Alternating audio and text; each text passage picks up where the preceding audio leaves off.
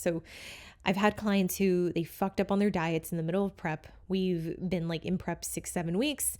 They go off track, and they're pretty big binges. And I'm like, okay, the fact that this came, seemingly out of nowhere, and this was something that like you couldn't predict, you couldn't like telegraph and be like, hey, like I'm starting to have like high degrees of cravings or difficulty adhering to the diet. That to me is a problem, because I'm like, if it's an isolated instance where it's like, okay, it happened one time, like, you had lower inhibitions, and like you just made a bad decision. Okay, that's one thing we can course correct. And I've had that happen myself, where it's like unknowingly, like the adherence was very much unintentional, or it was a moment of weakness. And I'm like, yeah, like I'm not going to continue with that. So I'm not going to put myself in those positions where I have a likelihood of being non-adherent. But it's in the state where someone's living in that degree of like they require such a high degree of willpower to be adherent.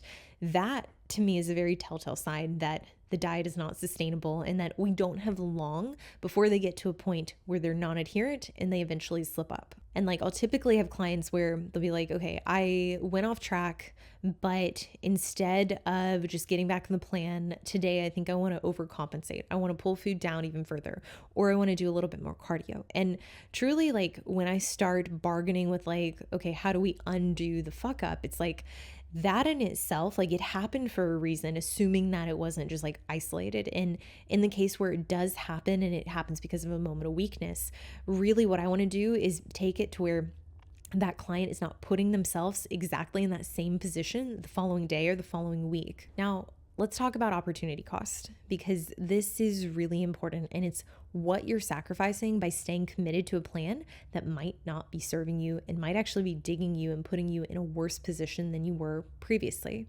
So in the case of a fat loss phase, you may think that like, okay, if I just compensate for the overage, or if I just keep pushing despite the very clear physical signs that I'm looking to be non-adherent, I'm likely going to fall off track soon. You could ultimately put yourself in a position where you're now underfed even more than before. Now it's required that you have to hit a bigger deficit the following day or the following week. And if adherence was already rocky at the current deficit, I mean, let's just for reference be like 500 calorie deficit, that worked for you, but over the course of 8 to 12 weeks, somewhere in between there, things started to dwindle. Maybe week 11, week 12, you have your first slip up. So what degree of a slip up are we talking about? Is it like, hey, I had a piece of candy that, was in the candy drawer, and I just like, I'm sorry, I got weak. I had a fight with my husband, and then like, I just took a piece and like, whatever. It was just that. Versus I've been dieting for 12 weeks. Every day I have to convince myself to walk out of the kitchen, and today I couldn't do it. So I just ate half of what was in the fridge. I had a lot of food. I have no idea how much I ate. Also, I went into the pantry and had a bunch of foods that I haven't had for months, just because I know that they're in there. They look at me every day. And just generally, I know that I'm not going to have these foods for a long period of time. So I went ahead and had a little bit of everything. And this is where you really have to ask yourself, whether you're in prep, whether you are not in prep and just in a fat loss phase, what are you sacrificing by prolonging this period if it's no longer productive? And like the obvious thing to me is, if you need more muscle, you are sacrificing the ability to get more muscle, because in a contest prep or in a fat loss phase, you're not going to build. And if this is something that you're like, okay, the only reason that I'm trying to get as lean as I'm trying to get is to have more visibility, to have specific lines in my abs, to have more definition in my lower body. If you are in the pursuit of getting as lean as you need to be, and the measures you have to take to get that lean are ultimately too extreme on account of not having muscle, well, to me, that seems like a very obvious point to consider whether or not you should continue with that diet. Now, when I look at like my third and fourth show of a season, I had injured my serratus, but instead of pulling out, I really felt like, okay, I've already made this commitment. I know that, I've signed contracts, I've booked hotels, I've booked flights. And really, I was like, I don't think I have the ability to pull out of these shows. And I believed it. And frankly, being my first pro season, I wasn't really sure. Like, hey, am I going to get like blacklisted if I say that I'm going to do these shows and then decide not to? The reality is, even at the pro level, you have a lot of flexibility, and no, it's not good etiquette, and it's not necessarily like respectful to be like, I'm going to do the show and then a week before to pull out. But when I look back at that season, I think back, and if someone had told me like, hey, this isn't really going to work out the way that you think it's going to. You're not going to be nearly as lean because your training is now going to be downregulated for the next several weeks. You're going to struggle tremendously with holding your poses because in order to twist and hit your poses, you need to be able to contract those muscles. And frankly, because my serratus was torn, I was like, I'm not going to have that ability to hit those poses nearly the way that I want to. And what do you know? The results were that my showings, yes, I may have placed decently, but the showings weren't great. Like I look back at those pictures and I'm like, well, yeah, like they were good and like I was very lean, but the fact is like I was compensating so much for being at that lower state. And really, if I could go back and tell myself, I would have just said, hey, call it before you get to that point, because the amount of work you're going to have to put forth just to get on stage in that state, it's not going to be worth it. And really, worst of all, the results didn't reflect the effort I put in. And I had already invested a lot into that prep. I had pushed myself further than I ever had, but the price I paid was far greater because now I have those placings and I can look back and think, wow, like I had the ability to call my season after my pro debut.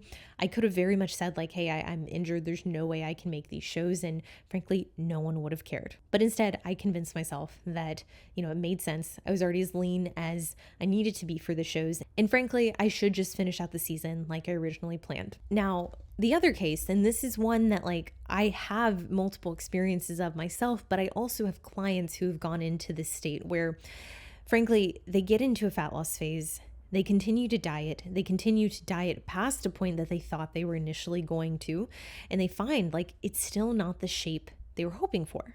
So even though the initial portion of the diet, maybe the first 8 weeks, they were like really just motivated and continuing to see like very positive results, eventually they got to the point where it's like, well, yeah, the scale weight's going down, but I'm not really filling out my clothes the way I was hoping.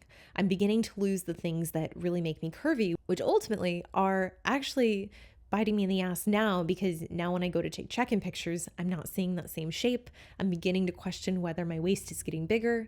And even though measurements might technically still be the same, it's still one of those things that like you can only dwindle down so much of what isn't there. Like body fat can go down, but there's going to be a point where there's not a lot left to lose.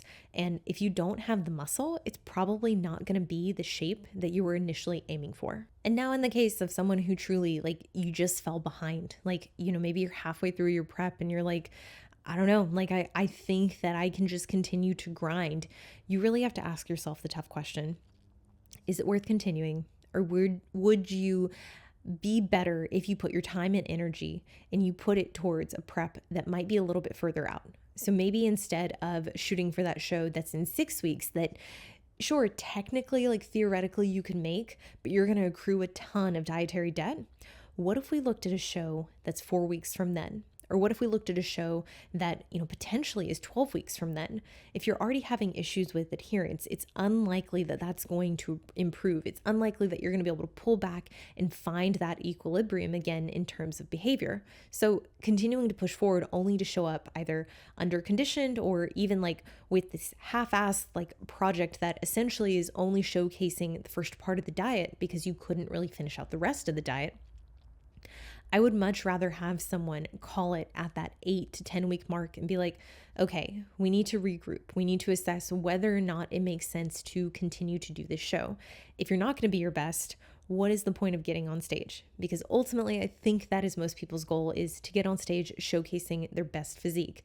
And in the case where someone just wants to cross the finish line, just wants to do the prep, I think it's important at that point to have that conversation with them, or even in your case, if you're looking at this fat loss phase yourself, maybe you're managing yourself, really understand that like, okay, if you can't show up with your best physique, if you can't hit the stage, very confident in the physique you're bringing, how is that going to affect performance the day of? And are you okay with potentially getting awarded a lower placing, knowing that it's still going to require a shitload of work in order to do so? And I think ultimately what needs to happen, like how to course correct, how to take action, if you're not in a state of contest prep, if you're just in a fat loss phase, I want you to think about what it's going to feel like in what is the best outcome if you continued the diet in the current state you're in. So, with your best efforts right now, which I would say for most people, it's reasonable to assume as you continue to diet, fatigue is going to accumulate. You are going to likely have slip ups here and there. So, yeah, maybe you can shave off another 2-3 pounds. But in my experience, I find that people are in a much better position when we can end the diet before those slip ups occur. So, I almost think about it, and this is one of the questions I ask clients on a weekly basis, whether they're in contest prep or not. How do you feel about what we're doing? Is it hard to maintain the deficit? Because realistically, I want to identify when it starts to become a little hard, when it starts to become a little bit challenging. And I want to know generally when adherence could likely begin to slip. And usually it's not just this random occurrence. Usually it is something that accumulates in the background over the course of several weeks. But if we can catch that before it becomes unmanageable, we can ease out of the diet and we can begin to reverse diet. Almost never is someone going to find that like taking hefty extremes at the end of a fat loss phase is going to result in a better outcome post diet. And ultimately, one of the biggest challenges that I think people deal with after any kind of fat loss phase is not regaining that weight.